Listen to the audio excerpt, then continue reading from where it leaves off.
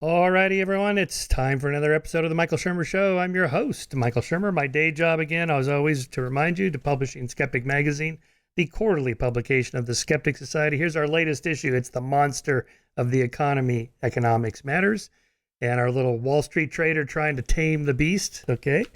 Our previous issue to that was Nationalism Matters. This is very relevant for today's conversation. What would Hitch say about the rise of nationalism? We're going to find out about all that.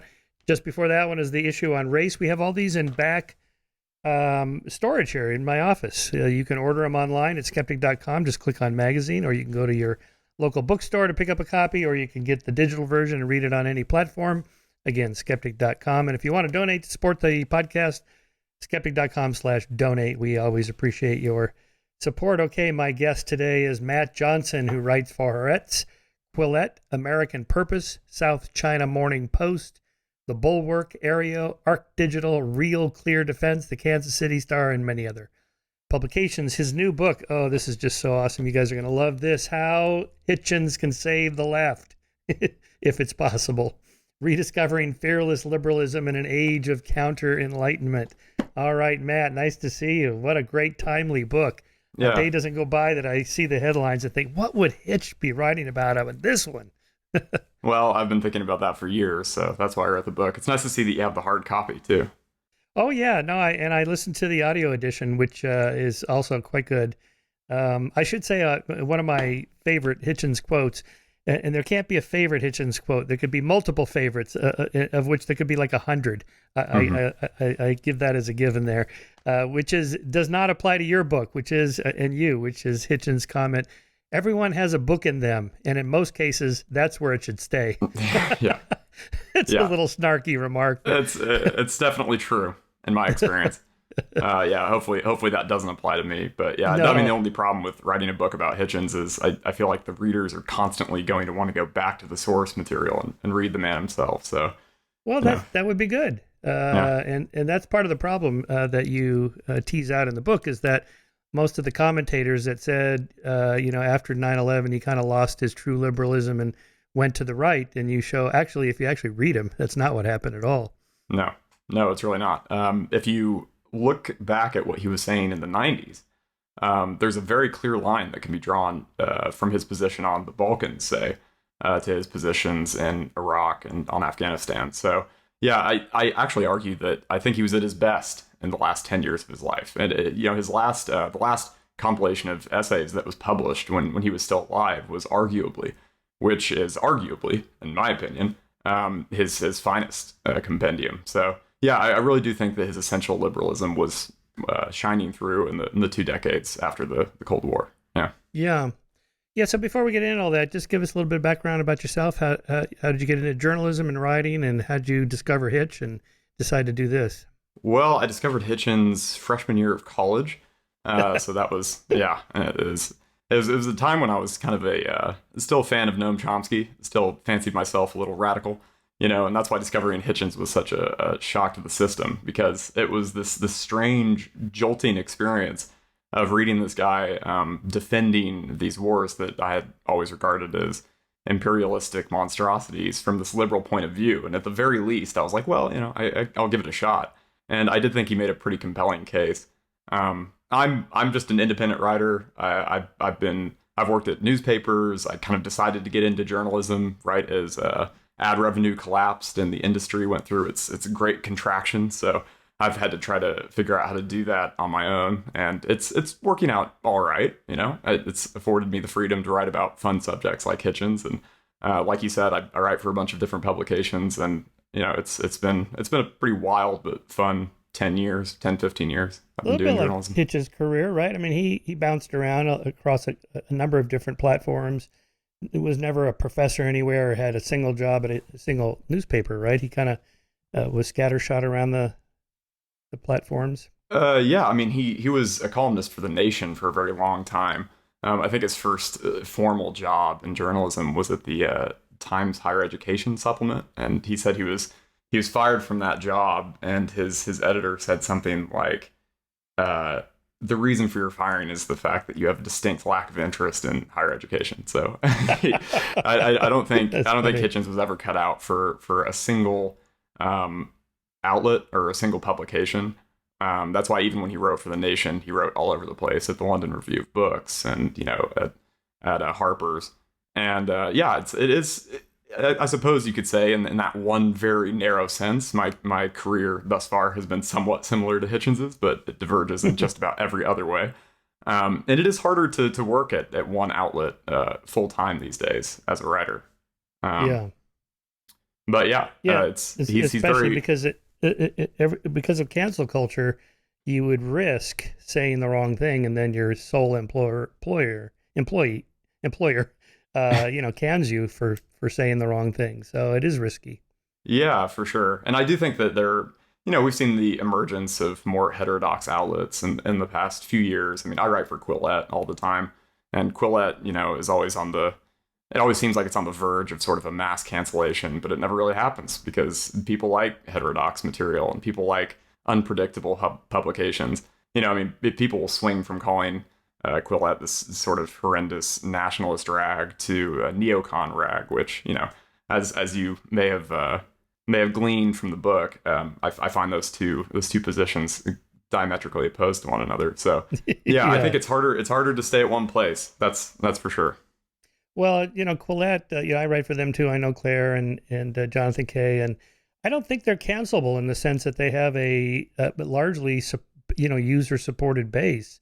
Mm-hmm. It's not like they have a single corporate sponsor or one or two major corporations that freak out when they publish something about race or whatever that freaks people out.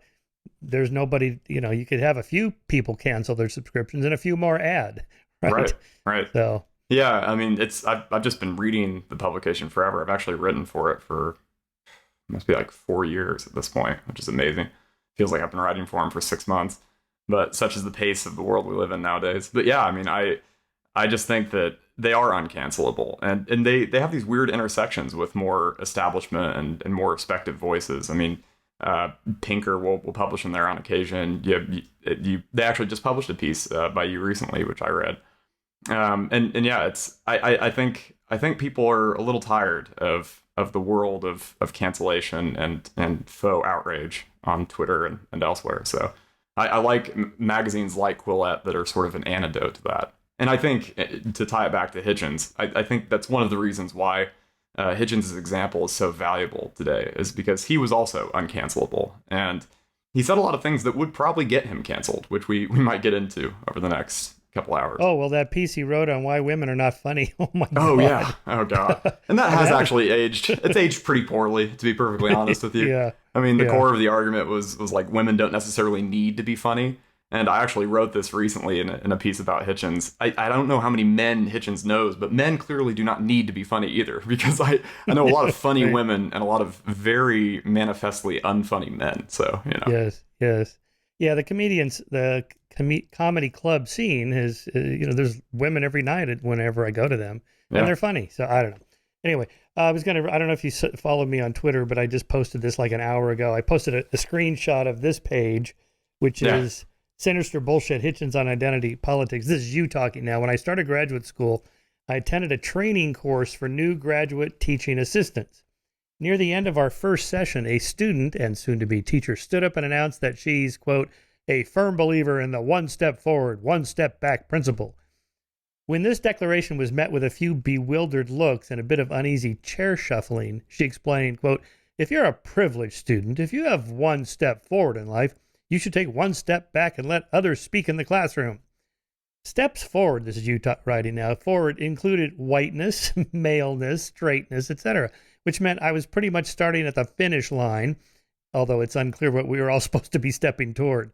The instructor thanked her and changed the subject. I'm not sure I would have been that patient. Anyway, I posted this and made just a little comment. I can't think of anything more insulting to women, gays, people of color, and so on. Just basically say, you're so weak, so pathetic, just so helpless that we're going to have to step in here, tell all the straight white guys to shut their mouths so you can have a voice.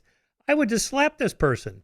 Yeah, it was just ludicrous. And it was also, just the mere fact that this person who was about to be teaching at a D1 university, a major school, explicitly stated that she was going to privilege some voices and suppress others on the basis of race and gender and sexual identity. And I just thought, well, what a horrendous sign of the times, you know? And this was, yeah, I mean, at the time, the instructor just kind of like looked at her with this quizzical look on her face and moved on. But I mean, nowadays, who knows? Maybe that would have like devolved into a seminar on the concept of stepping forward and stepping backward and identitarianism. And it's just really that was before things really got hot in the identity politics world, you know. And that was like I mentioned there. I mean, that was before Ferguson. That was before Trump. So I really do think that what I glimpsed there and what Hitchens certainly glimpsed decades earlier has only gotten worse. So. Yeah, in fact, I think that's called the stack. You're stacking. So you have students, you know, it's almost like intersectionality. You have stacks of different oppressions or privileges, and that you assess every student, not by their capabilities or their education or whether they did the reading or not, but the color of their skin and what gonads they have. And I mean, it's just astonishing how irrelevant and racist and bigoted and misogynistic that is. Yeah, it's bizarre, and it's illiberal. And I think there's another term for it, like the oppression Olympics or something. You know, everyone's Olympics, trying to be a gold medalist. As you know, I've always said, I speaking from a position of privilege, I really have absolutely no chip on my shoulder. I mean, I'm a white, straight, cisgender male in the United States of America. I had a middle class upbringing, you know. I have nothing to complain about, nobody to blame but myself if I screw up. And to be perfectly honest, I don't know what it's like. I don't know what it's like to be gay. I don't know what it's like to be black. I don't know none of that, and that should go without saying. I don't know what it's like to be another white guy who has a completely different upbringing from my own. But at the same time, I will say there's something liberating about the fact that there's nobody to blame for my screw ups. You know, it's kind of nice. I've been joking about this for years, that I have no, like, 'cause I just think it's a strange pathology of our time that people really want to trumpet their oppression. You know, even people who do seem on the surface to be rather privileged themselves. I mean, you know, Yale students who are shrieking about Halloween costumes, for example. I don't know. I think there's something very disempowering about constantly referring to your own oppression and referring to your own personal travails. As Hitchens said, like, you know, the prefix or the introduction, speaking as a, isn't actually a source of authority. The source of authority is the things that you've written, the things that you've argued, said, and done, and whether or not the point you're about to make actually makes sense. You know, so I think Hitchens had this old-fashioned view that you should actually make sense, and it shouldn't matter what your skin color happens to be. And he really would have rejected the idea that certain people can't comment on certain issues because they don't have the right identity characteristics. Oh, it's just ridiculous. I mean, there would be any number of other characteristics of like other upbringings that white people have had. Like when I read J.D. Vance's book, Hillbilly Elegy, and I really liked that. It was an eye-opener. I mean, I was raised in a middle-class family in Southern California. It's completely different than his. I have no idea what it's like to be raised in hillbilly country. Sure. But so what? I mean, what does that mean? Right. I mean, Angus Deaton and Ann Case wrote Death of Despair a few years ago. And it's just yet another reminder that, you know, a poor family, white family, growing up in the Carolina Piedmont has a very different existence from a rich white family growing up in the Upper East Side in New York. So it's just, yeah, I just think, you know, the most important lens through which to view diversity is at the individual level. I mean, everybody has, you know, some people have a parent with a terminal illness. Some people have lost a child. Some people, it's just that this is the form of diversity we should care about, and diversity of thought. But instead, yeah, we're constantly wedging people into these weird identity-based categories, you know, and focused on skin color and gender and all these really, I would say, immutable characteristics. I often say, you know, that identitarianism these days is focused on immutable characteristics like skin color, but the word immutable is starting to come under fire, I suppose, especially when it comes to gender. But anyway, we don't have to get too sidetracked by it's sort of an abstract discussion about identitarianism. But yeah, I just think that this is an area where I think Hitchens will be vindicated in the long run. I kind of feel like the fever will break on this stuff, and people will view the commitment to individual rights as more valuable than the commitment to I've been Identitarianism. I've been telling my wife this. My wife Jennifer moved here from Germany 10 years ago, and she's been distressing about this for 10 years. And I keep telling her every year, oh, it's about to break at any moment. The whole Right. thing is going to flip. And like every 2 weeks, she comes in with a news story. Yeah, when's that pendulum swinging back the other way? Right. That's true. That's true. I certainly, I'm not going to get into the prognostication business, especially No. not on this issue. Yeah. It Well, does but, seem you know, like it just has a lot of room to run, I guess the question is how to push back, right? So Hitch would do it through ideas, through writings, articles, books, and now podcasts and media interviews and so on, because he traveled in the world of ideas as you and I do as well. But I've just recently noticed that Christopher Rufo and in the service of DeSantis in Florida are basically arguing that's not enough. In fact, Rufo just had an essay, a video essay, kind of taking to task the intellectual dark web, of which I'm a part, saying, hey, you guys served your purpose back in the day, but, we're past that now. We're not going to change anything by just talking and on more podcasts and writing more op-eds. We got to change it through legislation, which is what they're doing. Well, that's the piece I wrote for Colette. That itself is kind of a form of illiberalism, right? Using the state to punish Disney, for example. When did that become a conservative value, right? Okay, so let's back up for a second and get back to Hitch. We're talking about illiberalism, conservative, liberal. Okay, so Hitch was a liberal. Okay, what do these terms mean? How do you think about what it means to be liberal or progressive or neoconservative, conservative? There's just this whole spectrum of terms. Yeah, I mean, the last chapter of the book is an attempt to define liberalism as I see it and the way I think Hitchens saw it. And it's actually a word and a concept that he was very hostile to earlier in his career. He always said that the term liberal was sort of evasive. And he said he avoided calling himself a liberal for a long time, which is why he called himself a socialist. And he actually said he continued calling himself a socialist a little bit longer than he would have, but for Brian Lamb constantly asking him every time he went on his C-SPAN show, "Are you still a socialist?" and Hitchens didn't want to give him the satisfaction of finally conceding and finally saying, "No, I'm not anymore."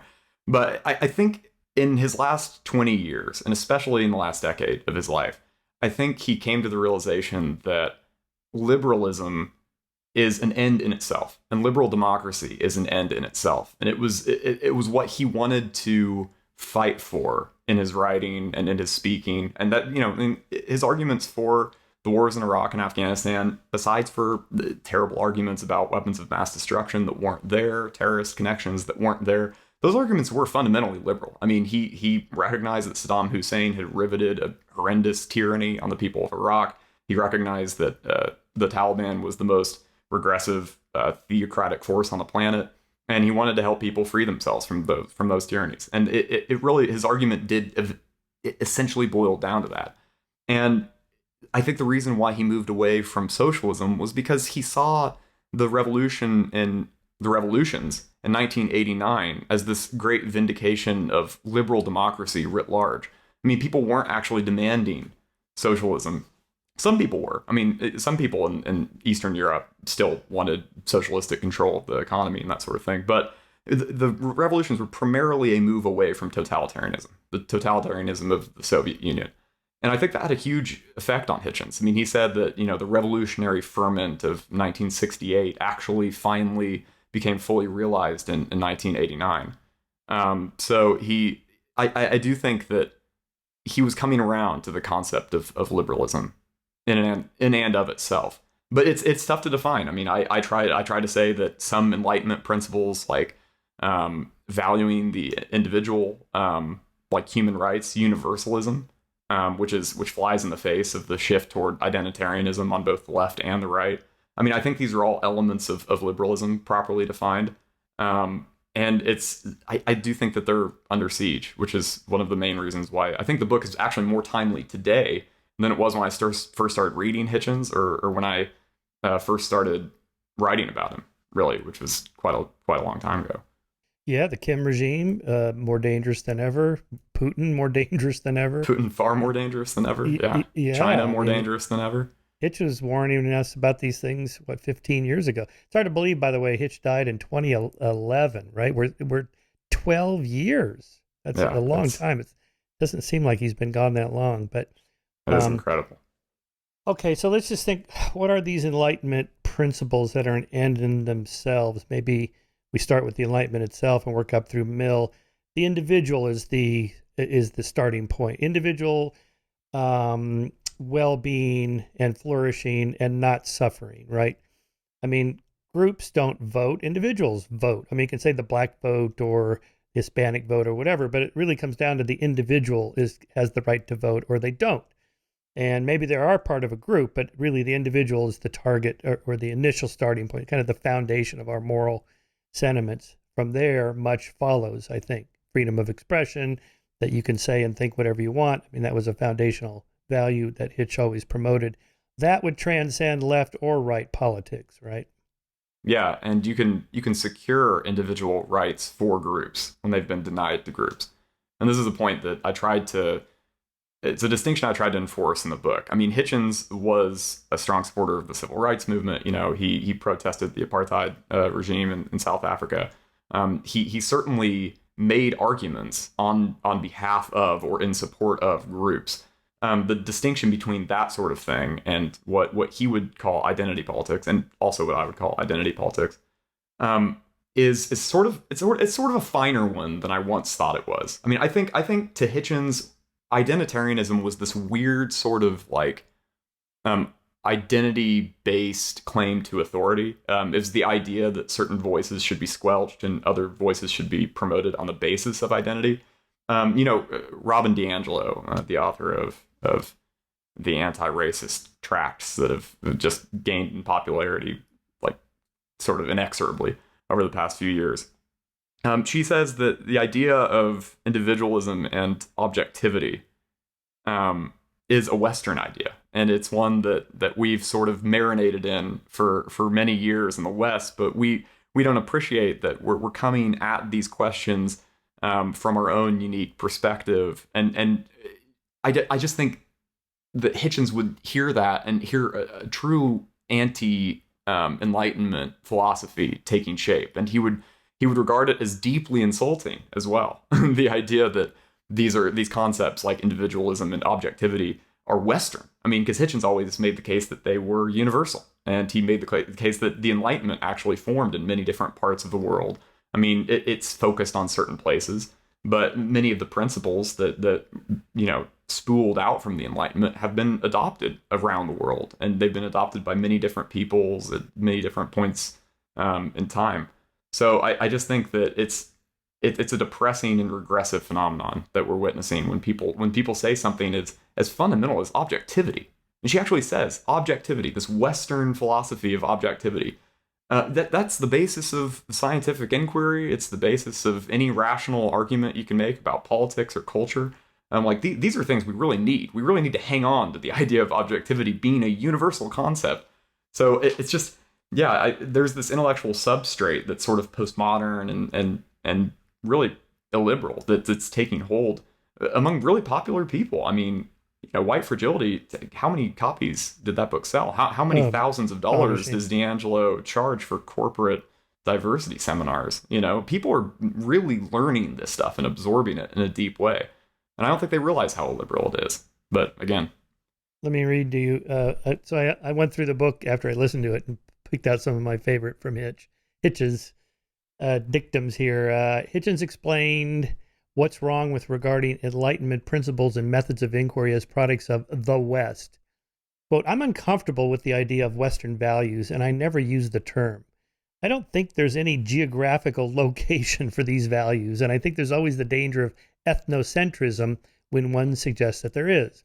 What I would prefer to say was that there are Enlightenment values, some of them deriving from Greece, some of them from Italy, some from Scotland, some from Germany and England and Spain, and indeed many of them from the Muslim world, which kept the Greek libraries and texts alive when they've been lost to the Christian world and brought them back to our attention through the cultural fusion in Andalusia in southern Spain. These values of free inquiry, the scientific method, the central importance of the individual, and so forth, are, I think, what I would define as the core of Enlightenment cause. Yeah, I'm really glad that you bookmarked that page and that you read that, because that's what I had in mind a second ago. He was actually responding to a sort of DiAngelo-esque claim. DiAngelo, Right. Right. And by the way, that was off the cuff. I remember listening to it was like a Nice. Q&A session. And Hitchens was just answering a question, and somebody had said something about how are you seeking to instantiate Western values in Afghanistan, I think was the question. And Hitchens said, I don't think they're Western values. But anyway, that's Hitchens speaking off the cuff, which sounds better than anything I've written in, ever. So it's just extraordinary how many of those quotes exist and how fluent and how learned the man was. I mean, it's just because I was kind of sputtering a second ago. They're universal. There are all these other places. And then you have Hitchens talking about Andalusia and the cultural fusion and the Muslim world, keeping the Greek texts alive. And it's just exceptional. But yeah, that's the exact point that I wanted to make. He did have a remarkable ability, unlike me, to speak fluidly and just like paragraph long sentences, without pausing, without, giving some extra thought to how he's going to phrase it. It just comes out. That's pretty rare. There's very few people I know that can. I don't think I know anybody that can speak quite like that. Even after he'd have quite a few drinks, he could still speak like that, which is always funny. Right. Well, you'd see him go on like Bill Maher's show, and he'd be out there, and he'd always have like the styrofoam cup, and you knew it was Johnny Walker Black in there. Right. Exactly. Yeah. Okay. So back to this. The terms we're using here. So it feels like since Hitch's death that the right has kind of gone through this split between Trump supporters and kind of mainstream old GOP people like Mitt Romney, say, or John McCain, or intellectually like Charles Krauthammer or George Will, and kind of the new right who, I don't know, support Trump and whatever, the authoritarianism. But it feels like the left has gone through something like that too. You kind of have the old school liberals, and maybe it's an age function as well, but kind of that progressive, woke, far left, whatever the terms are. It almost seems like we have 4 different bins to put people in, and maybe it's even more than that. Yeah, they're probably infinite bins.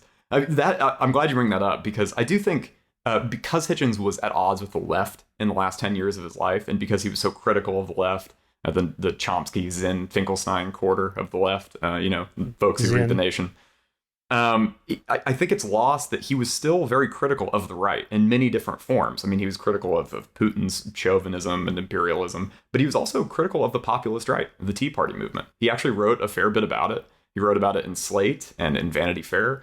And he, when Glenn Beck hosted his rally on the steps of the Lincoln Memorial, I think he hosted it like on the same day that Martin Luther King had delivered his I Have a Dream speech, and Hitchens said this is just a squalid appropriation of Martin Luther King's moral prestige for this like carnival of self-pitying whiteness, but Hitchens recognized that there was this anti-democratic element emerging on the right, and that the right was becoming more radical. And I remember when George Packer described Sarah Palin as the John the Baptist to the coming of Trump. I think that's something that had Hitchens survived to see the rise of Trump, I think he probably would have identified the same progression. And I can't speak for Hitchens, and I wouldn't dare to, but I do think that's probably what's happened. I mean, the Tea Party movement kind of started out as this small government.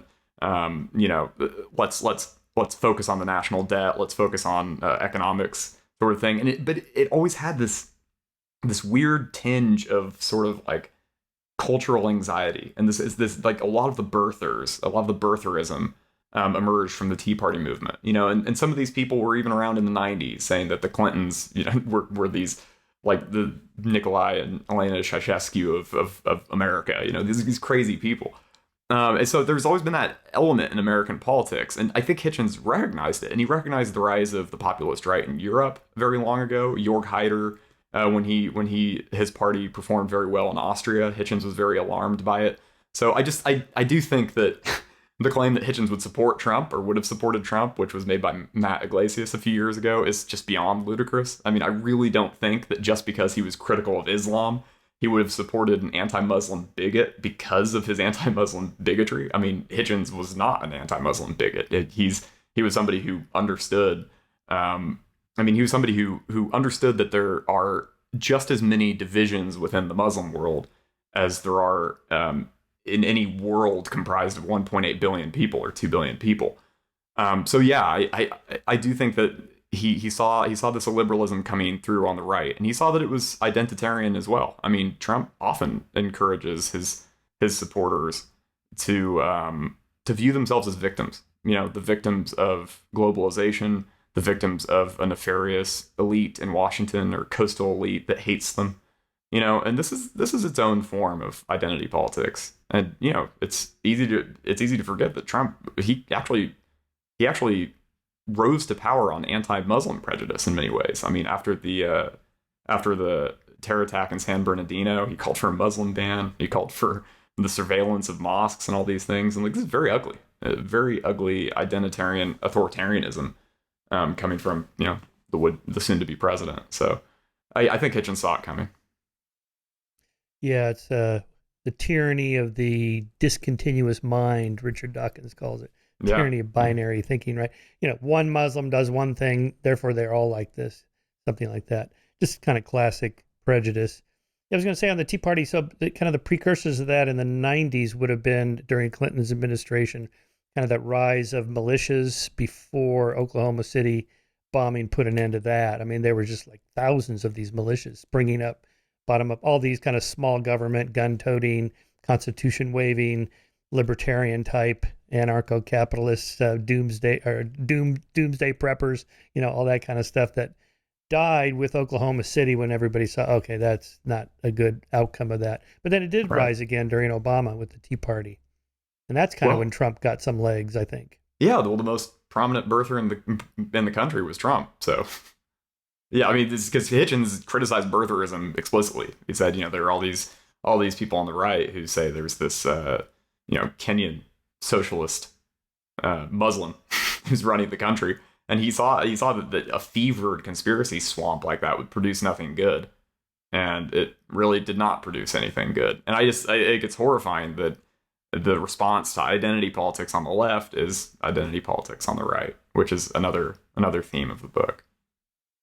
Right. So, and as well as you point out, Hitchens criticized the left because he is on the left. That right? It's a sort of a way of keeping your own party straight or your own side straight and honest by criticizing them from within.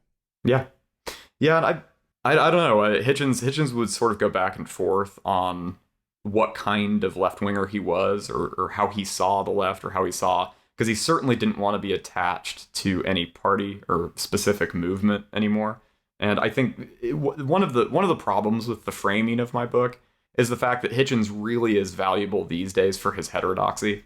I mean, I wouldn't say, because just saying he's on the left can actually obscure some very important things about him. And one of the most important things about Hitchens was the fact that he always recognized that there were certain elements of the right that could actually facilitate progress and that could break through sort of political gridlock. I mean, he admitted that he passively voted for Margaret Thatcher because he just wanted to withhold his vote from Labor back then, and he didn't feel able to vote for Labor again until Tony Blair, which we can get into.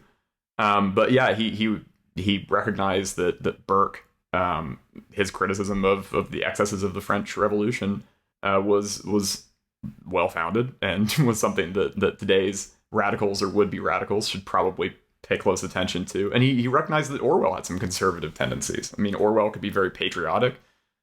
He could even be sort of reactionary in some senses. But yeah, it's so just to say, you know, because Hitchens, he wasn't myopic really in any sphere. I mean, he was on the left, but he recognized the value of the right too. Yeah, here's you quote him saying about the French Revolution. French Revolution destroyed itself in Jefferson's own time. This is from his Thomas Jefferson, Author of America book. More modern revolutions have destroyed themselves than others. If the American Revolution, with its secularism, its separation of powers, its Bill of Rights, and its gradual enfranchisement of those excluded or worse at its founding, has often betrayed itself at home and abroad, it nevertheless remains the only revolution that still retains any power to inspire. So there, you know, like Burke saying we're not against all change. It's just that it's got to be done legally, slowly, carefully. Don't throw away all the old institutions that are tried and true and been working pretty well, right? Although maybe disagree with conservatives value placed in religion. But Yeah. nevertheless, the idea of institutions that have worked for so long, let's just tweak them rather than burn the whole place down and start over. Yeah, I'm glad you put it like that, because that's one of the core themes of the book, is that there are these institutions which actually exist now, which are by any historical standard actually very radical and revolutionary. I mean, I mentioned this line from Robert Wright. I think it's from his book Non-Zero. He says, if you told somebody, 60 or 70 years ago, that France and Germany would have the same currency, and they would have asked who invaded who and who won. Right. I mean, it's like the institutions like the EU and NATO and their incredible success and the incredible amount of integration we've seen across the Atlantic and in Europe. I think these are really radical and revolutionary achievements for the species. And I think it's sort of remarkable that the left, despises the European Union. A lot of the left. There are elements. I mean, it's really hard when you say the left as this amorphous whole. That's actually one of the things I tried to say in the book, was that the left isn't, in fact, this single whole. I mean, it's comprised of all of these different, because there were a lot of people on the left who were strongly in favor of the European Union, and Hitchens was one of them. Paul Berman writes about a lot of the left wingers who kind of threw themselves into the development of institutions like the EU.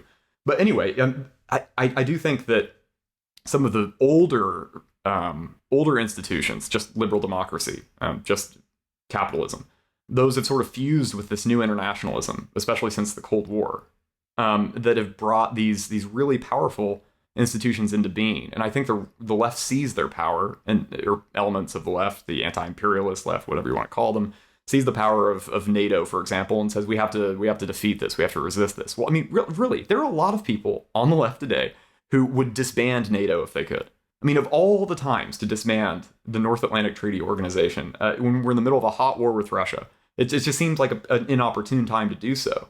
And, Hitchens, when he saw that NATO was the only force on the planet that could stop a genocide in Bosnia, he called for NATO to do so. So it's trying to achieve this radical end of internationalism and the defense of human rights, but doing it through these tried and true institutions. And I think he really became firmer and firmer on that view. And so, yeah, the way you put it there is exactly the way that's the point I want people to draw from the book, is that there are other ways to be radical besides just saying, let's tear down the system, let's destroy everything, let's start at year zero. There are some people who've tried to start at year zero throughout history, and it's ended pretty poorly. So I think be radical, but be radical within the confines of these existing institutions and structures that work really pretty well. Although I would say the metric system is a pretty good idea. Yeah, we could start over there. Yeah, I think that's probably true. Well, yeah, I just had Kevin Kelly on the podcast, which we haven't released it yet, but no, we did just release it this week. Anyway, he has this idea of protopia, where tomorrow is just slightly better than today, and the day after slightly better than tomorrow, and so on, just like 1%, like compound interest. You don't have to create this utopia. We're going to tear the whole thing down. We're going to build this whole new thing. It's going to be great. Like within a week, it's going to. No. Just a little tiny bit, and things will go backwards, and then they get a little bit forward. As long as you get that like 1% improvement each day, month, year, whatever. In a century or two, we'll see these kind of results, right? The kind of Pinkeresque tracking of the decline of violence. Hard to see any given year, even decade, maybe hard to track, but over many decades or centuries, the progress is definitely there. Kevin was saying he thinks there'll be no more war at all anywhere ever, like within a century or two. It's, obviously Putin being, there's enough exceptions like that. You can't say that without somebody going, what about this guy? Right. But eventually we'll get there. It's been slow but steady. Say pre-20th century, the great powers were at war with each other pretty much all the time. Somebody was fighting somebody all the time. Right. And that's just unheard of now. I mean, just imagining France and England fighting, it's just, what? It's just inconceivable. That's within living memory. That's within living memory of World War II. I mean, I just, there's a historian named Stephen Kotkin, who's written this multi-part biography of Stalin. And I don't know if you've ever had him on or if you've ever read his stuff, but he delivered this series of talks in Vienna a few years ago. And I just remember this one line really vividly. He just said something like, Europe is a profound success. It's unpopular to say that. It's unfashionable to say that these days. But Europe really is a profound success. And he said, people bring up the monetary union and the Eurozone and the problems with that. They bring up the debt crisis in Greece, all these problems. He said, those are serious problems, but they're solvable problems. He's like, what about the Nazi problem? Remember the Nazi problem? That was a tough one. I mean, so I think we should try a little harder to appreciate how far the species has come. And Pinker had a huge influence on me. I've read Enlightenment now 3 times, and it is amazing the amount of pushback he gets on these books, which are absolutely crammed with data that are pretty close to irrefutable. I mean, when you look at the line of literacy improving around the world and going from roughly 0 to roughly 90% over the course of almost a single human life, and you look at the decline of great power warfare. Yes, it's true that we are in the middle of a conflict with Putin, and yes, it's true that a rising China could lead to something even worse. I mean, that's always true. And Pinker, of course, makes ample concessions to those contingencies. I mean, he admits that, of course, I can't see it into the future. But up to this point, the evidence just says what it says. I mean, the democratization in the world. I mean, how many times have you heard the term democratic recession over the past few years? I mean, it's in every headline. And Freedom House does really great work, but they're constantly banging the drum. If you go on Amazon, just type in like the decline of or the end of democracy will pop up like a dozen times. Oh yeah. But really, when you look at even since just the Cold War, there's been a massive wave of democratization. Actually, since the 70s, there's been a lot of democratization. I mean, read Fukuyama's all like the end of history and his origin series. So the origins of political order and political decay. I'm kind of a Fukuyamian as well. I actually think there's an interesting intersection with Hitchens when it comes to Fukuyama, because Hitchens was really critical of him.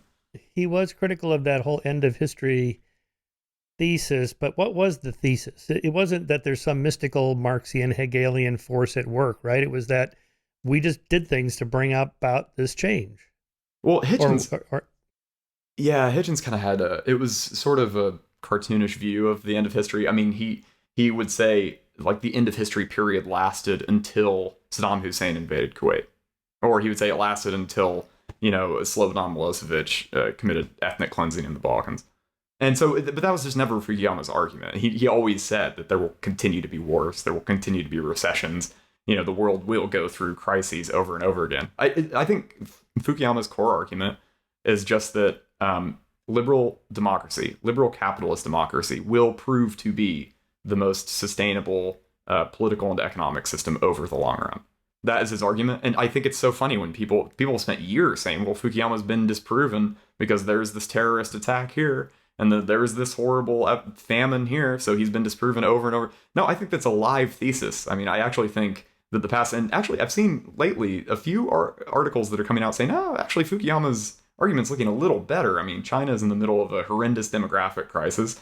Putin is really not performing half as well as anyone expected him to do militarily in Ukraine. And really the West has, the West and elements of the East, but the liberal democratic world, I'd prefer to say, has really risen to the occasion in Ukraine. And I think if Hitchens was around, he'd be very heartened by that. I think so, right. I mean, it's that problem of the discontinuous mind that, people have a hard time saying things are getting better and there's still some problems left to solve. They can't seem to hold those two ideas at the same time. Like if there's a problem, that means the other thing, that things are getting better, can't be right. Right. No, they can both be right. Yeah, they can. Well, that's it's kind of a connection to, I think, some of the arguments that Hitchens made regarding the revolutionary nature of the American experiment and identity politics today. I've been asking people this quite often lately. Like, what do you think would satisfy like a Nicole Hannah-Jones or Hannah Nicole Jones? Hannah Nicole Jones. Hannah Nicole, yeah. What would satisfy, or D'Angelo, or any of these people? Like, you could acknowledge you could make every concession you want. I mean, systemic racism exists. The legacies of slavery and Jim Crow will be with us for a very long time. We should absolutely work to solve racial inequities, and we should, work toward racial justice. All these things. And Hitchens supported reparations. I mean, he took some fairly radical positions on this front. It was a debate on reparations, and I think it was November 2001, and Glenn Loury was on the other side of it. So that's kind of an interesting exchange that you can check out on C-SPAN. Really? Yeah. Anyway, it's just why if you do make all those concessions as Hitchens would happily make, then we just have to now admit that we will be stuck with racial division until the end of time. So I mean, if we colonize Mars, we're going to be stuck with racial division. If we upload our consciousness and AI takes over, and 20 million years from now, we're going to be stuck with racial division. I mean, it's just this weird reductive argument that every, all problems sort of lead down to this one explanation, and that we're just going to be mired in this forever. I just think it's a depressing view. It seems very anti-progressive. Pinker always says progressives seem to hate progress. Why is that? That's right. Yeah, liberals hate progress, and progressives really hate progress. That's one of the great lines in that book. Yeah. It's true. He still gets pushback pretty regularly on his thesis. Again, people just can't seem to grasp things are getting better and there's still some problems to solve. As if, oh, look, that policeman right there beat that black guy up. Okay, yeah, that's terrible. But that refutes the thesis. No, it doesn't refute the thesis. Right. It's difficult. As for the anti-racist movement, I guess there's some good in that of just, again, reminding everybody what our past is. Okay, he always did that. But again, the American experiment, yes, it's flawed, but that doesn't mean we should throw out the good principles that work. And that passage I read about, the disenfranchised then became enfranchised. Okay, that's good. Why not highlight that and seems hard to keep doing it? Yeah. So on that, back to the decline of conflict and so on. That so there's three things, right? Democracy, international trade between countries, and then international organizations. That's the kind of tripod or the triangle of that. What was that book? Russett and O'Neill's book, Triangulating Peace. So they're the ones that Pinker quotes them, but they're the ones that collected the data on this.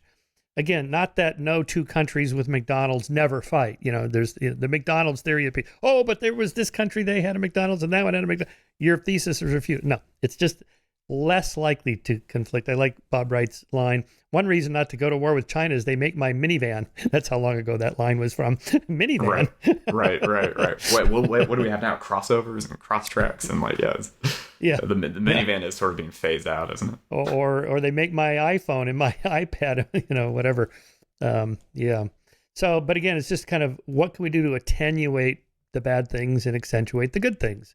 And we know what the formula is. And, these kind of EU, NATO, even in the 60s and 70s, these kind of coalitions of steel and coal industries where all these companies would get together and have agreements. That's a good thing.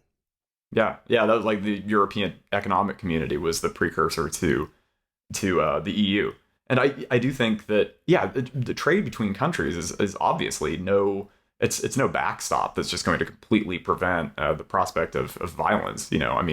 Germany was trading with its neighbors right up until World War I started. This is right. So I don't think anybody makes that argument necessarily.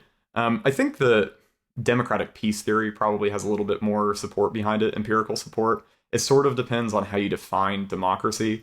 But if you look at integrated democracy, the point you made earlier, imagine France and Britain going to war with one another, or imagine France and Germany going to war together. The fact that's so inconceivable to us is it's got to be at least progress of a kind, So it's worth. It's definitely worth emphasizing those achievements. And I don't want to say this is just never to say that everything is solved. The Eurozone does have its problems.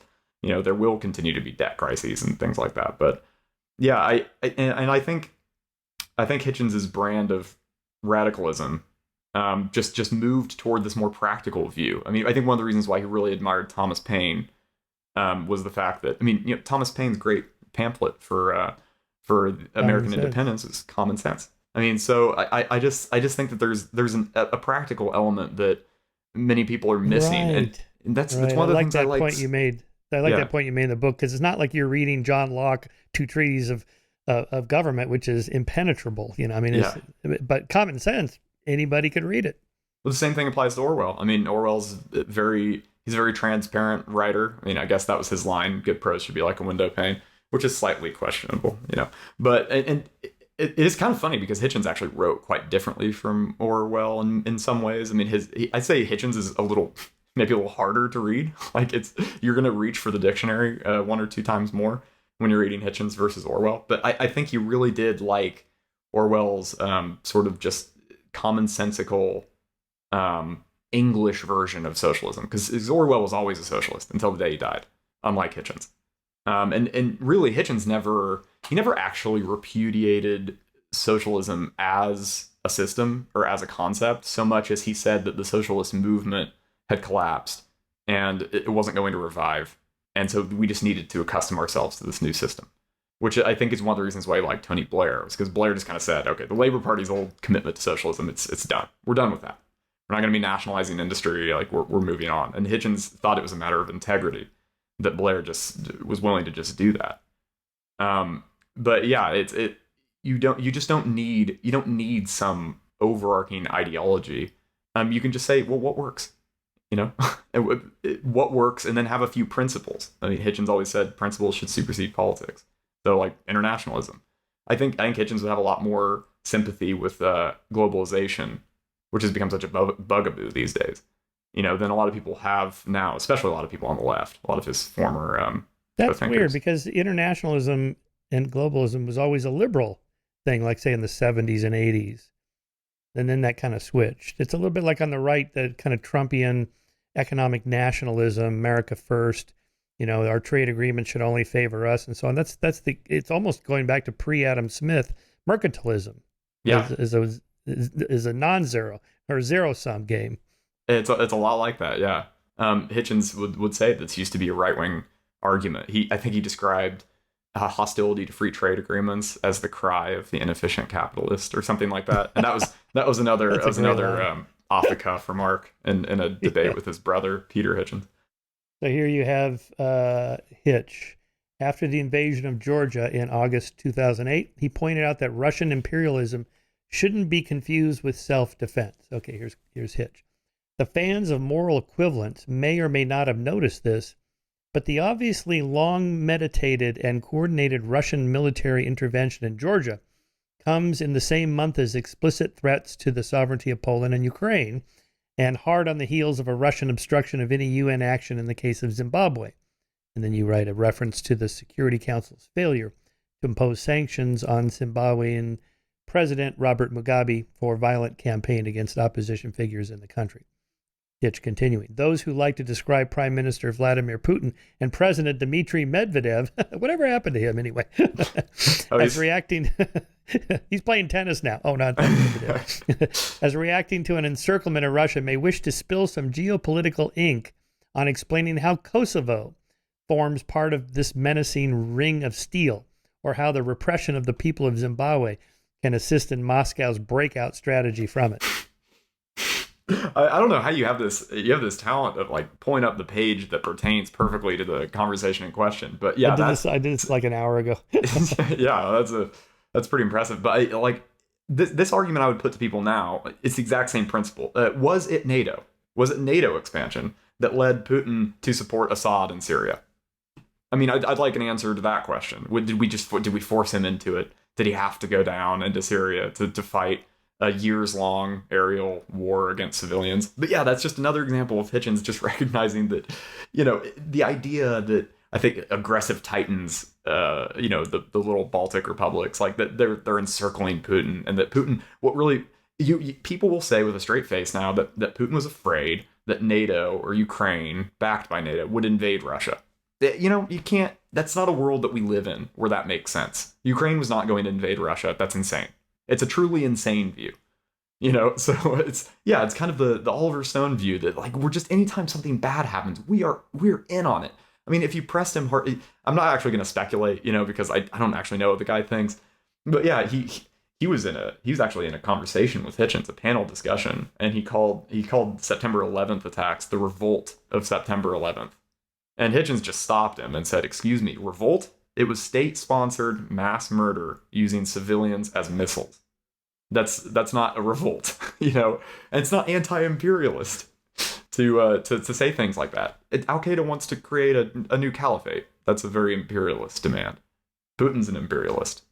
So yeah, I do think the Russia stuff is a reminder that he really does remain relevant in a way that, I mean, really, I've been surprised within the past few years how Hitchens just keeps as I was writing the book, I was just kind of like, it's almost a grim and ghastly realization, but I kept thinking like, oh my God, this is even more relevant than it was yesterday. Now it's even more, so these are definitely some timeless ideas. He was so deeply read in history and also in these countries that I barely know much about at all.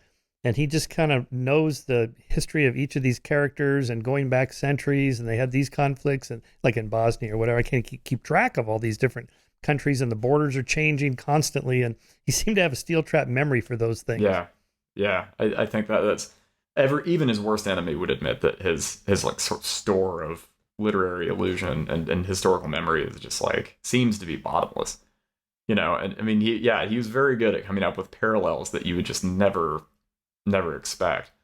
But yeah, and that goes back to him being. I really do think Hitchens has a pretty good claim to being one of the best rhetoricians of the past 50 years. I mean, yeah, and he knew the Bible very well. Oh, yes, he certainly did. Yeah, and his debates on religion, he did. There's that book. Did you read that book, The Faith of Christopher Hitchens? I did. Yes, I knew that guy. Because he brought me in to do some God debates too. I forget his name now.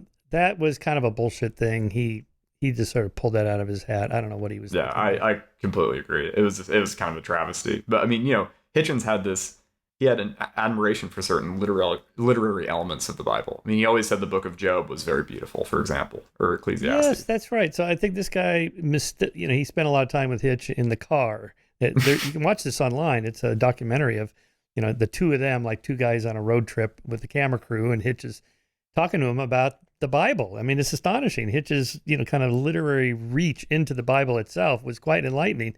But this guy, I think, mistook it for, so he's kind of flirting with actually believing. No, he's just reading it as a piece of literature.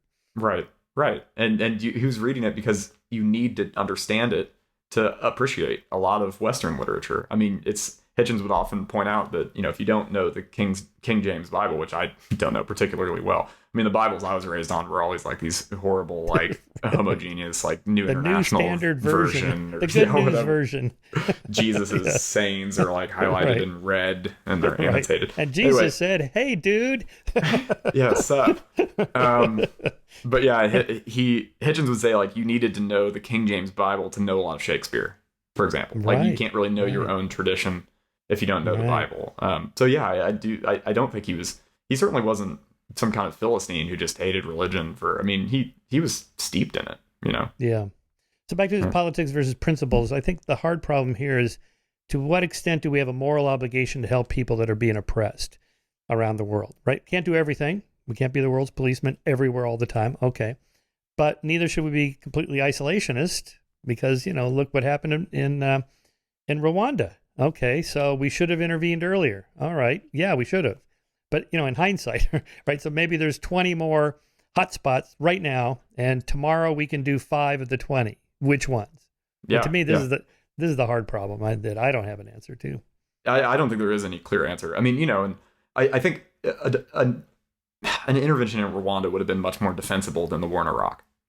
There are good arguments you could make for the war in Iraq. I don't want my book to be viewed as some kind of apologia for the Iraq war. The only thing I'm trying to do, the reason why, for one thing, I couldn't leave Iraq out. It was too much. It took up too much space in his career, and it was a really pivotal issue. And I think he really believed it, and here were his reasons for believing in it. This is why I included this long chapter on Iraq. But the problem is that Iraq it really could be defined as a war of choice. Hitchens would always say that it wasn't a war of choice because Iraq was going to collapse anyway and all these bad things would happen and it would become a Congo on the Gulf and all this stuff. That's possible, you just have to make that. It's a very contingent argument, and we just don't know what the counterfactual history is. But we do know that had we sent a pretty small number of troops to Rwanda, we probably could have saved hundreds of thousands of lives. I mean, Clinton he admits that it was one of his biggest mistakes as president, was not getting involved in Rwanda. And I do think Hitchens didn't really push for involvement in Rwanda like one would hope, given his positions on just human rights abroad. He was really, really focused on Bosnia at the time.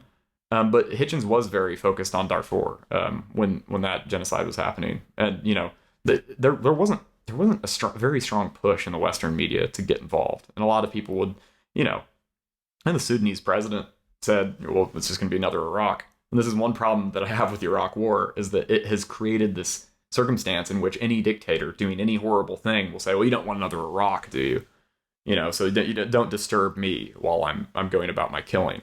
But yeah, I mean, like Nicholas Kristof wrote really important stuff in favor of doing more in Darfur, and Hitchens actually wrote quite a bit about it. So I mean, I think he did kind of learn a lesson from Rwanda, and he thought early involvement would be important.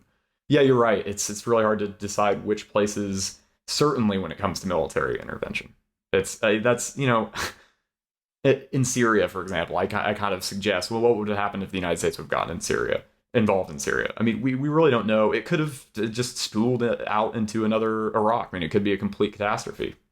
I will tell you one thing, though. Had the United States been heavily involved in 2012, 2013, and had we ended up in the exact same position we're in now, if there was the same refugee crisis, if there was the same number of deaths, everything is exactly the same. The only difference is America was involved. Everybody would blame the United States until the end of time.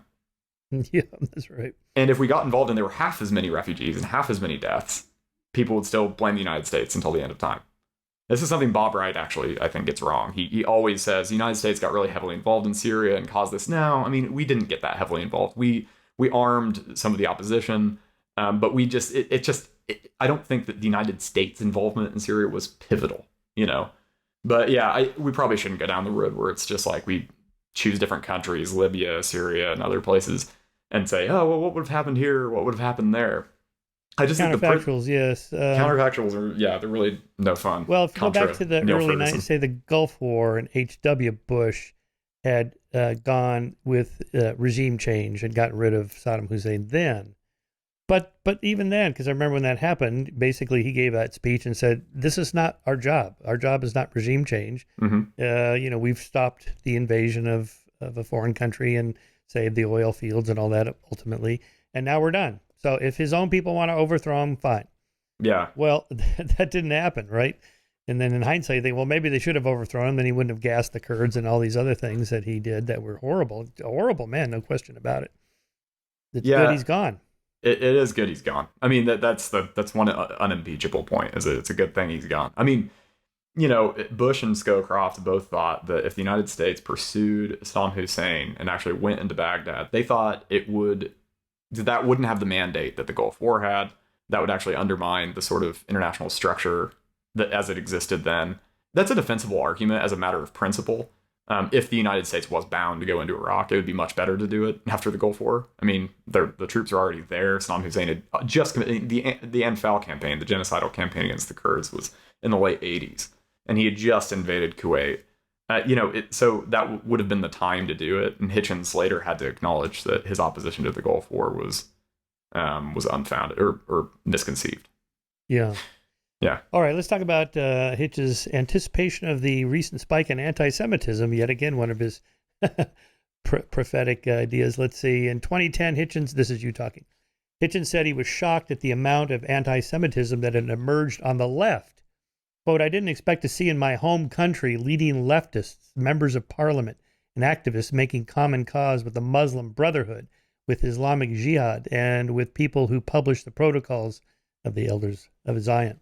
He continued, I would have thought it was unthinkable, but it's not. And given the immense contribution that the Jewish people have made to the liberal left in every society, this seems to me almost the most painful of the insults that this prejudice is currently holding against us. I take it, shall I say, a bit more personally than some of the others. I'm used to it from Mosley. I don't care. I don't care about it from Jean-Marie Le Pen. I expect it from him. I hate its spread on campus and on the left, and it really needs to be fought without pity wherever it shows itself there. Wow, 2010. Yeah, I think that was during his Daniel Pearl memorial lecture. Yeah,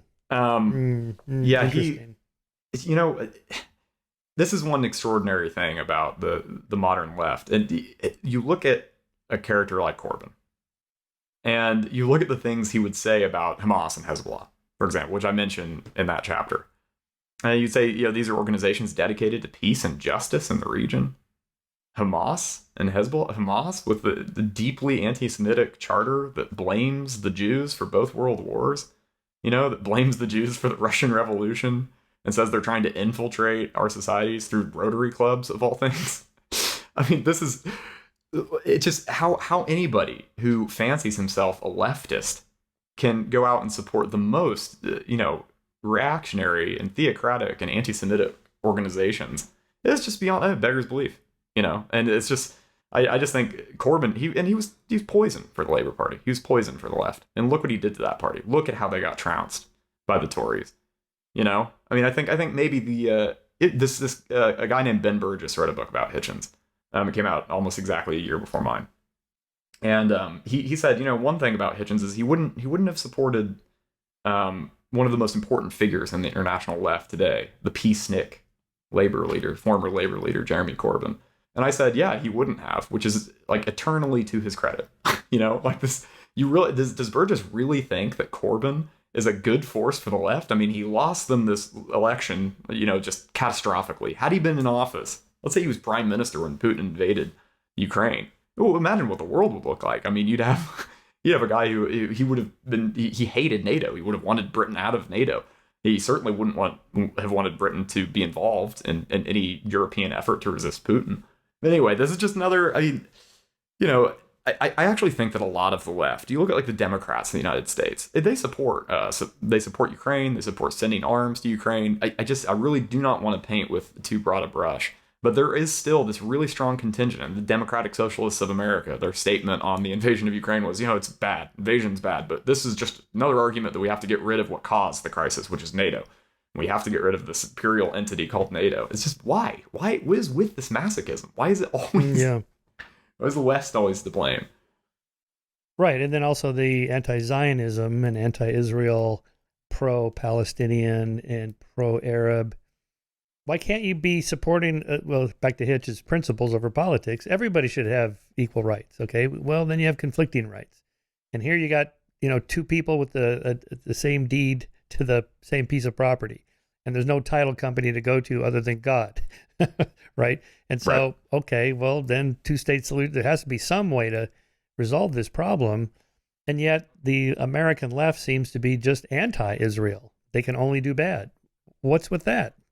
Yeah, it seems like it's one of those, it's so frustrating. And even trying to comment on Israel-Palestine is just, it almost feels so gargantuan. Yeah. And so right. I will just say, one point Hitchens always made was that religion can be a force multiplier. And I think this is a really classic case, which a lot of people love to say, oh, it's just about politics. It's just a land dispute.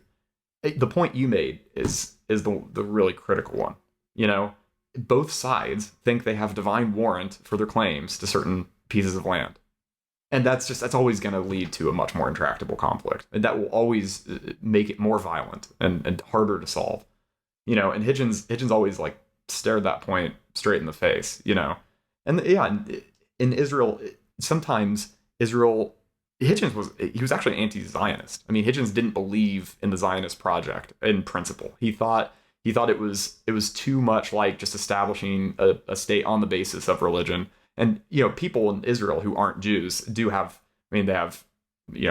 all the rights that you would want in a democratic society. So I'm not saying that they don't, but Hitchens thought that the entire project was misconceived. And he thought that Jews had always flourished there's the biggest qualifier in the world to this statement, obviously. They didn't exactly flourish in Central Europe and Germany in the middle of the century, but in other elements of their diaspora, in the United States.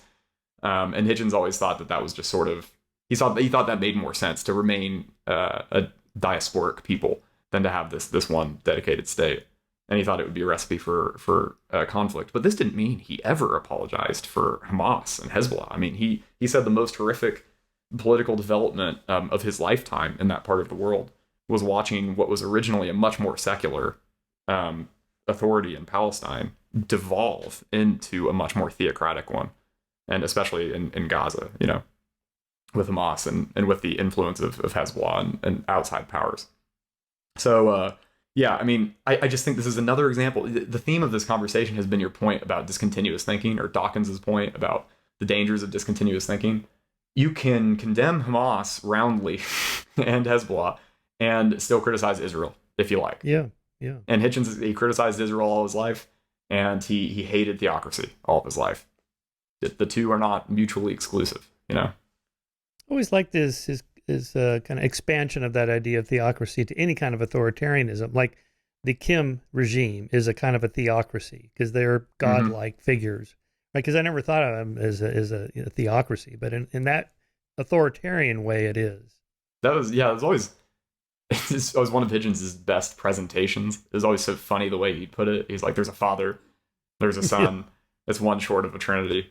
You know, and he would always say, have you ever noticed that the actual president of the country is not the man who's alive now? It's still Kim Il Sung, and so he'd say it's a necrocracy or a mausolocracy. Right. But yeah, I do think there's definitely an element of the only thing is, you have to wonder how propagandized are the North Koreans. I mean, is it just such a hermetic state that it's just so impossible to register any dissent ever? You know. Like how worshipful is the average North Korean? We know they're defectors. I mean, people do escape the country on occasion. Yeah. They certainly don't like the regime. But yeah, it certainly has the elements of worship that you see in religion. You know, I wonder about that too. To what extent did they really believe it, or they just can't voice their dissent? What if they just were raised this way and they just know no other life? They have no idea what freedom is like. Or what it would be like to live in some other country. They've never seen it, maybe. I just don't really know. Hitchens once said that he just give a lot to like get actual data out of North Korea to actually know what people thought there. I mean, protest is pretty rare in China, mainland China. I mean, it happens all the time in Hong Kong these days. But yeah, the recent protests in Beijing were like, I think the biggest since Tiananmen.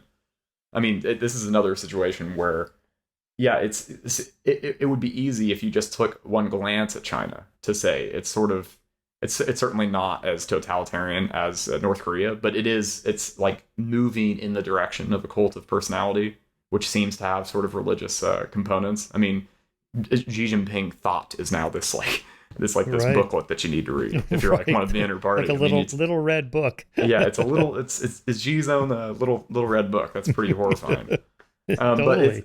But you'll still see these eruptions of discontent. And I think zero COVID finally just pushed the Chinese to the breaking point. I mean, whether or not those people were actually sealed in that apartment building that burned down because of COVID measures, that is just there's a level of indignity that nobody can stand. This is something Hitchens was always so, in my opinion, prescient about. He said there will eventually be a North Korean version of 1984. You know, he really did, for somebody who could be very pessimistic. I think Hitchens did have this sort of radical optimism that ultimately just the demand for freedom is so powerful that, you know, you will, I mean, because he actually had a lot of misgivings about the Arab Spring when it first broke out. He said something about Egypt, like the same thing that someone had said. I hate having to say someone there, someone important said about Prussia, but it wasn't a state with an army, but an army with a state. He said the same thing about Egypt, and he kept pointing out that all these Arab states were just overthrowing them from the inside would be extremely difficult. And the Arab Spring really did fizzle out, you know, and Hitchens didn't live to see that. But he still thought that ultimately, they would come to embrace democracy, whether it took 50 years or 100 years or however long. So that was his universalism at work. You know? I think so. I think that is a universal discovery of human nature. People want to be free, but they have to know what that even means. So, for example, I think about these Mormon fundamentalist children, because we have some memoirs of these kids raised in these extreme fundamentalist communities. They have no idea what life is like outside of that, even in America, right? What's the book got educated? Tara, what's her name? Westover? Westover. Yeah. Got a PhD in literature and all this stuff. But, you know, she just writes about just having no idea, like, what the rest of the world is like. And, you know, it's like, how could you possibly, you know, some 13-year-old, you're going to marry this 60-year-old guy. Okay. They just have no idea how abhorrent that is. And so maybe the people in North Korea, they just really don't know. You see, okay, so here's my counter then. So you see those videos of them weeping and sobbing at the death of Kim Jong-il, right? And, they cry for days on end. Now, it's obviously fake. They're faking. And they know they're faking. The regime knows they're faking. And the regime knows that they know that the regime knows they're faking. Right. And so, Right. but the whole thing is sort of held aloft in this, we're going to lock you up if you don't do this, right? Kind of that spiral of silence that that example of the video, or when Stalin gave a speech and everybody clapped for like 5 minutes, 6 minutes, 7. It goes on to like 11 minutes of nonstop clapping until finally one guy sat down, and then he was arrested. And everybody was like, "Oh, okay." Right. Right. The hate sessions that Orwell writes about in 1984. I mean, right. I like the way you put it, because it made me think of Václav Havel's point about the greengrocer. I don't know if you've ever heard this story, but he said he had this little tale of like a greengrocer in Moscow or wherever, or just some occupied capital in Eastern Europe, and he would put up a sign in his window that said "Workers of the world unite." And he wouldn't do that because he really wanted the workers of the world to unite. I mean, he was forced to do it, but he was also, I think it was a pretty subtle psychological point that Havel was trying to make. He was sort of buying into it to the extent that you have to retain your sanity and dignity, but he was also doing it out of fear. And it's like this horrible mix of things where you have to like submit to the authorities, but you also sort of want to believe that the authorities are right, So it's just this, and I hope that's not a misrepresentation of the point of the story, but it's the really core point is that he's not a dyed-in-the-wool communist. I mean, the guy's this is something that you have to do. I mean, you have to weep at Kim's funeral. I mean, this is, so it's what makes it so inspiring to watch what's happening in Iran right now. I mean, for example, I wish Hitchens was alive to comment on it, because this is a country where it's pretty damn stultifying. I mean, it's pretty hard to go out there and register your disgust with the regime, and people are doing it. I mean, it's like breathtaking when you see videos of women just ripping the headscarf off and cutting their hair in public and throwing headscarves on bonfires as people get arrested, as the shootings start, it's just like, if there's ever a reminder that that sense of dignity is irrepressible, I mean, I'd say Iran is a pretty good place to look. I always wonder what's in the mind of these leaders. I mean, don't they think to themselves, if I didn't force them to do this and threaten to kill them or imprison them, then they wouldn't do it. So therefore, I must not actually be effective. They must not actually like me. I think they don't actually think any of that. Yeah. I don't think they do. I really don't. This is one of those. Here's something I think about Xi Jinping all the time. You are presiding over, besides for China's huge problems, like it's got major economic and demographic problems that will have to be addressed. And I think part of why he behaves like he does is the fact that he's trying to stave off that dreadful day when he just has to run the country. And that's the only thing. Because nationalism can only get you so far. But I do think, he's presiding over a time when China is the peer competitor to the United States. And it is like, by some measures, this economy is already kind of in our neighborhood. You could just keep running your country. I mean, you could try to solve the demographic problems. You could just try to, reform the pension system in some way and just make the country more integrated with the rest of the world. China's talking about joining what was once TPP, our big trade agreement. And China is like, kind of wants to join for one thing, because then they would have a veto over Taiwan joining. But they're like, that's like a weird sort of, because it used to be that TPP was the big balance against China. And now we abandon it because Trump just shredded it. Which is so stupid, in my opinion. Yeah. But now the fact that China's, I couldn't, when I saw the headlines, that China was considering joining, I was just like, oh my God, that's so weird. It's because, in the year 2000, when Putin was first coming to power, people actually openly talked about Russia joining NATO, being a part of NATO. There's no reason why, in principle, that's impossible. It doesn't have to be impossible, But yeah, Xi Jinping could just like preside over this peaceful rise, and he could just rule for the rest of his life. And but he's got to rattle the saber. He's got to say, I'm going to take Taiwan back, and he's got to make his inroads in Hong Kong. It's like this pathology. Yeah. And I think that's another, that Hitchens was really a nuanced and intelligent writer on just like the totalitarian impulse. I mean, both the impulse to control and to obey, And I just do think that when you're somebody like Xi or Putin, you have concocted your own universe. where you have a God-given role to reconstitute the Russian Empire in Putin's case, or, expand Chinese like territorial influence as much And as maybe you're possible. surrounded with people that don't tell you what you really should need to Right. hear. Exactly. Yeah. I mean, Let's see about Putin. your greengrocer example. It's like stores in Portland that put, Black Lives Matter or whatever in their store window. It's kind of a way of saying, don't burn this store down. We're Right. on the good side, Right. whether they You always believe have it to or not. wonder. You have to wonder who believes it and who doesn't. And usually, it doesn't Right. prevent anything from. I mean, there were, in Minneapolis, there were immigrant neighborhoods that saw stores beat to pulps and burned, and it didn't seem to matter to the people. I'm always going to have that old-fashioned view that rioting is not the way to. I mean, if Martin Luther King could do it peacefully, I think people today could manage when to do it things were peacefully as well. 10 times worse. Yeah. Yeah, when the fire hoses were Yeah. on and when the dogs were unleashed. I don't know if you ever read The Bulwark or if you ever listen to Charlie Sykes' podcast, but there's this whole world of, I guess you can call them people who are former GOPers, or you can call them like, they probably wouldn't want to be called Bush conservatives, but hey, maybe something like that, Reagan conservative. But yeah, they stand for free trade. They think we should talk about policy. They think we need to reform entitlements. They think we need to kind of like, Paul Ryan. He was recently interviewed by Charlie Sykes, and he didn't want to talk about Trump. He really didn't want to talk about like the present Speaker of the House, the man who took his gavel.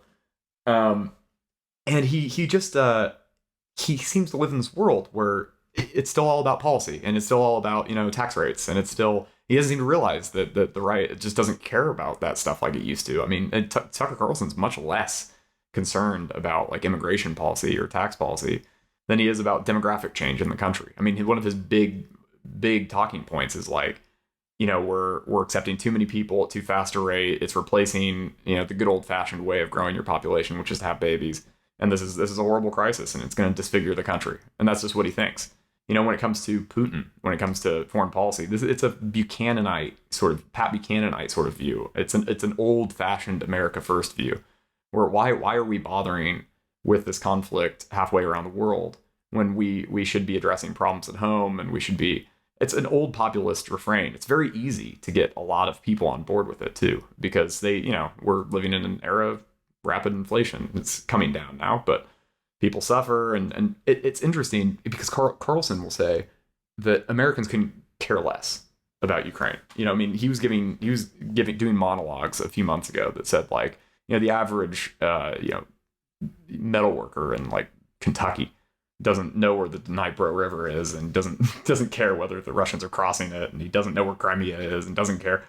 And it is funny because polling data suggests that's not the case. Actually, Americans, certainly early in the war, were broadly supportive of assisting Ukraine. And they would say, we're not just that they wanted to do that for reasons of stability.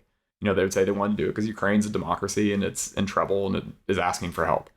And so I just think that I don't know how in touch with America writ large people like Carlson are now. They're the populist right. And I actually don't know where this impulse comes from. This like weird, it's the same sort of masochism that Hitchens talked about. It's when Trump says, the big threat to the world's not Putin. The lie that Putin is the biggest threat that we face. It's obviously the deep state.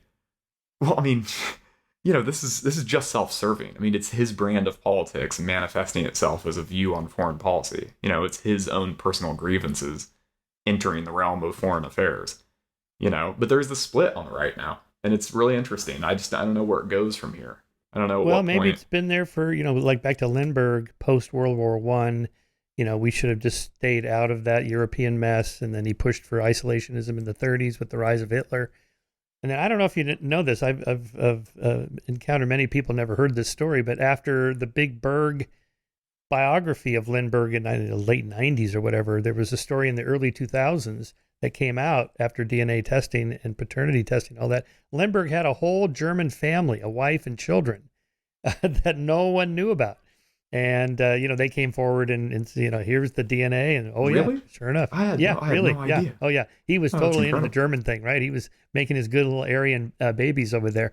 Oh, my God. That's incredible. I actually didn't know look that. it up. I feel that's embarrassing that I don't know such an important. Most people don't. It's amazing when they came out. But but that was a strong movement, the American Firster movement before Pearl Harbor. I'm fond of, in 9/11 truth circles, they have this, my hop and lie hop, let it happen on purpose, made it happen on purpose, George W.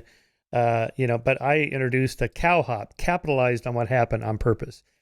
Roosevelt knew about Pearl Harbor, Right. He enabled Pearl Harbor to happen. No, of course not. But after it happened, then okay, now's our time, right? Yeah. But we can galvanize the American people, squelch the American firsters like Lindbergh. We're going to war.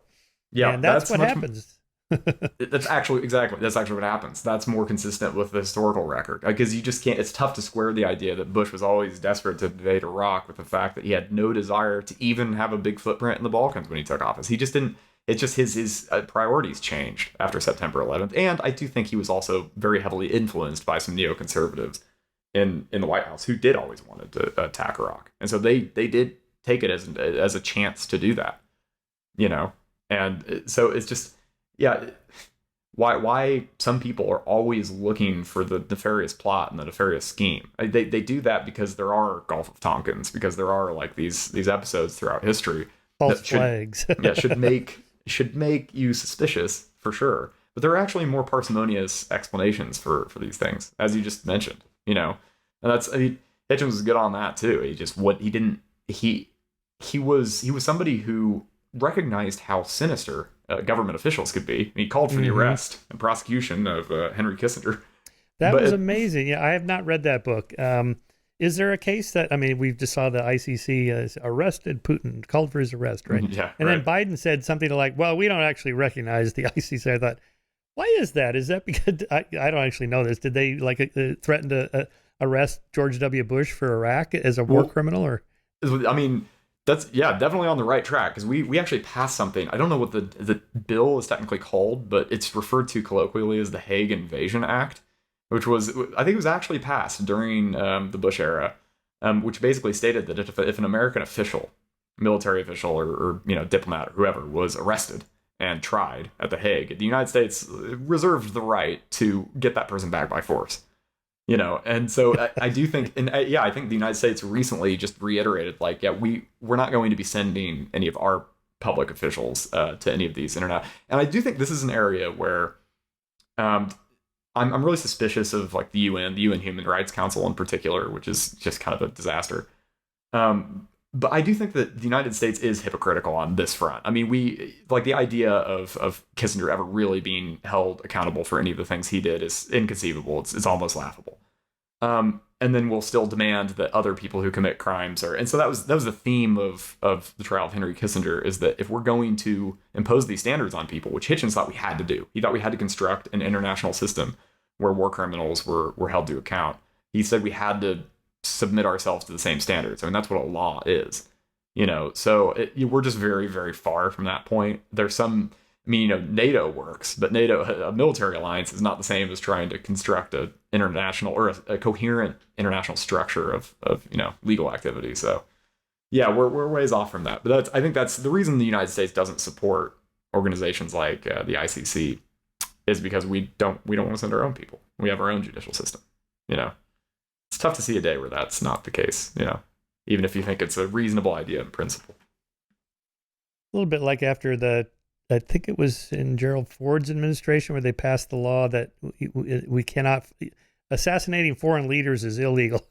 Why do we have to have a law about that? What were we doing? Yeah, right. That's a little alarming.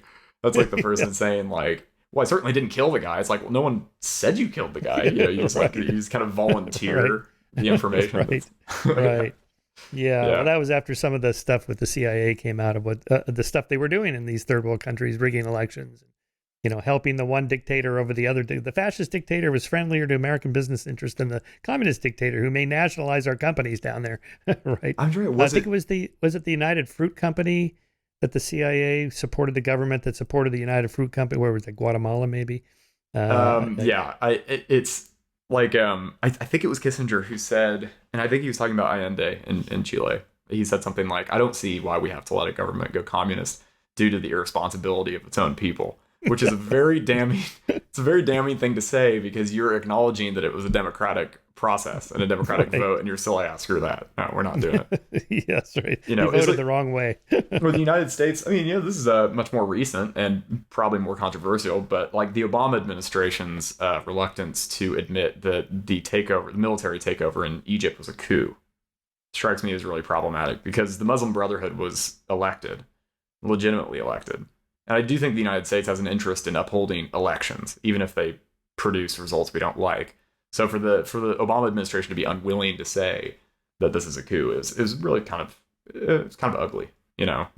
Yeah. Just try to be consistent about democracy. That's right. Yeah. Okay. Last subject, religion. God is not great and all that stuff. Hitch is one of the four horsemen of the new atheists and all that stuff.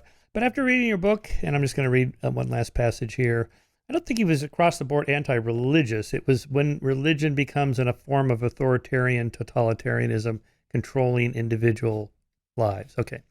All over, let's see, what's the setup for this? When commentators like Iglesias imagine that Hitchens' hostility toward Islam would have led him to support Trump, they may be thinking of passages like this.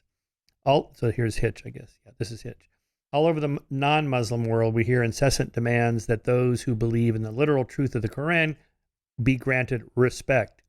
We are supposed to watch what we say about Islam, lest by chance we be considered offensive. A fair number of authors and academics in the West now have to live under police protection or endure prosecution in the courts for not observing this taboo with sufficient care.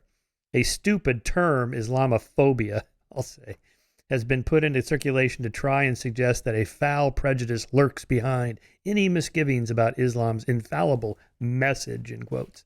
Wow, that is another one of these prophetic statements. Yeah, no kidding. I mean, imagine if some Bible thumping radio host in Missouri or something like coined the word Christianophobia. You know, imagine how easy it would be for people, kind of like well-adjusted progressives, to say, "Well, that's a joke." You know, I mean, this is Islam. There are a lot of countries in the world that have Islamic governments. They claim to be Islamic. You know, it's got a lot of power. There are a lot of organizations that have hurt a lot of people that, claim Quranic justifications for what they do. So yeah, Islamophobia is a very stupid word. I completely agree with Hitchens about that. But Glenn Greenwald, for example, said that, Hitchens really just wanted to wage war on Muslims. He just wanted to kill Muslims. I mean, that's pretty much it. That's all he cared about. I mean, he cited this guy who used to be friends with Hitchens named Dennis Perrin, I think, who said that Hitchens just kind of liked the view from atop the growing pile of bodies. He really just wanted to kill brown-skinned people. I mean, it's just such a gross. It's not a caricature. That's not even it's a gross misrepresentation and lie. Hitchens didn't like when religion was used by authoritarians. I mean, he didn't like the fact that it was in many ways inherently authoritarian.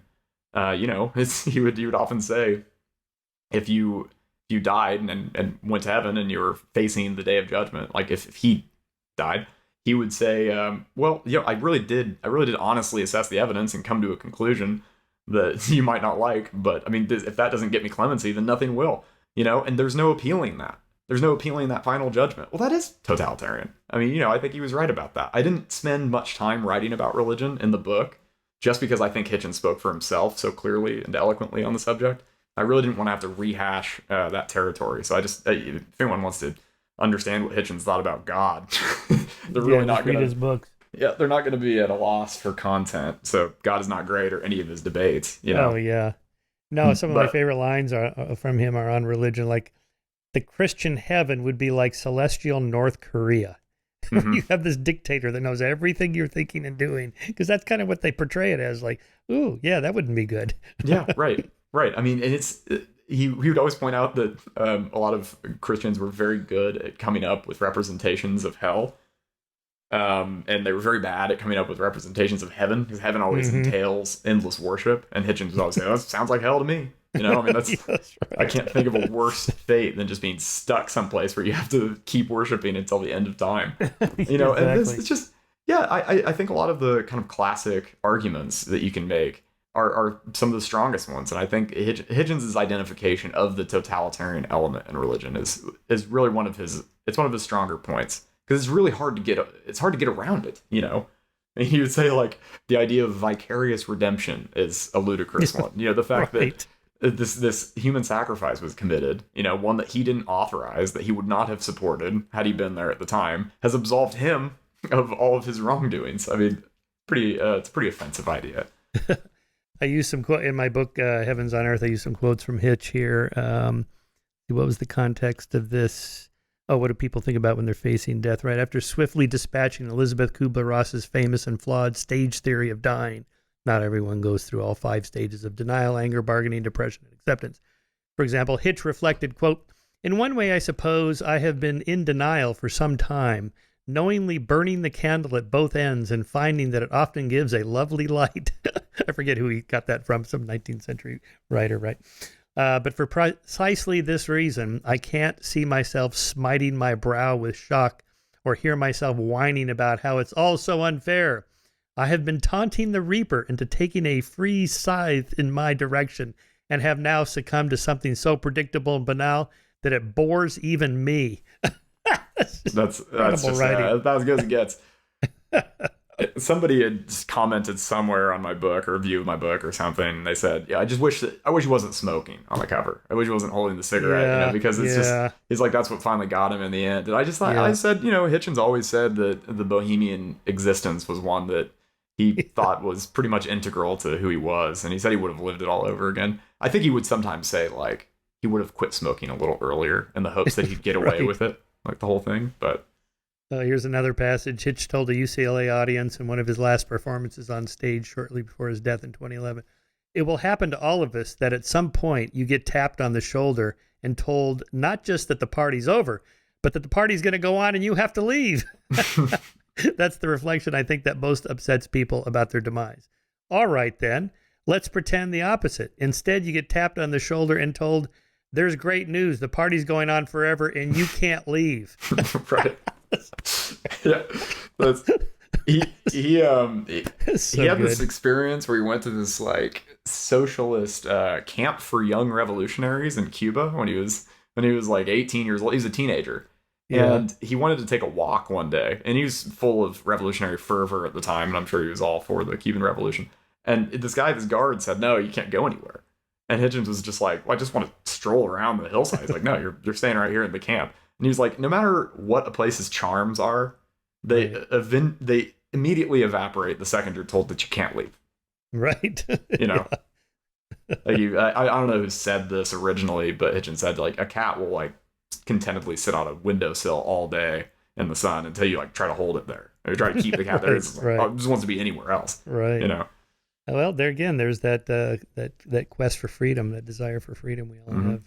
And then finally, I use this line. In one of his final essays, "Topic of Cancer." He was such a great stylist for just titles, just essay titles. He comes up with stuff his Vanity Fair column. To the dumb question, "Why me?"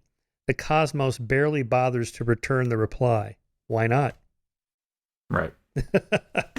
That's just so good. I think Hitchens was all right with facing unpleasant facts. To quote Orwell.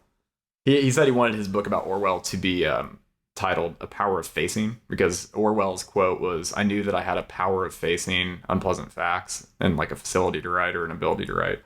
And Hitchens thought it was like weirdly well phrased, And I do think Hitchens in some sense had the same power. I mean, it had to be hard to abandon socialism. I mean, for somebody who spent so many years as a socialist, and I think Hitchens went through some pretty wrenching periods in his politics, He definitely alienated himself in the last decade of his life from a lot of his former comrades.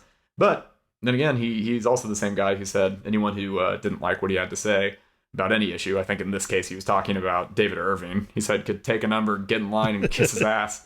So right. Yeah, I think that's probably a good place to wrap up. Yeah, very good. All right, Matt, how Hitchens can save the left. Let's hope there's still time. Yeah, we'll see. We'll see. All right. Good place to end. Thanks for coming on.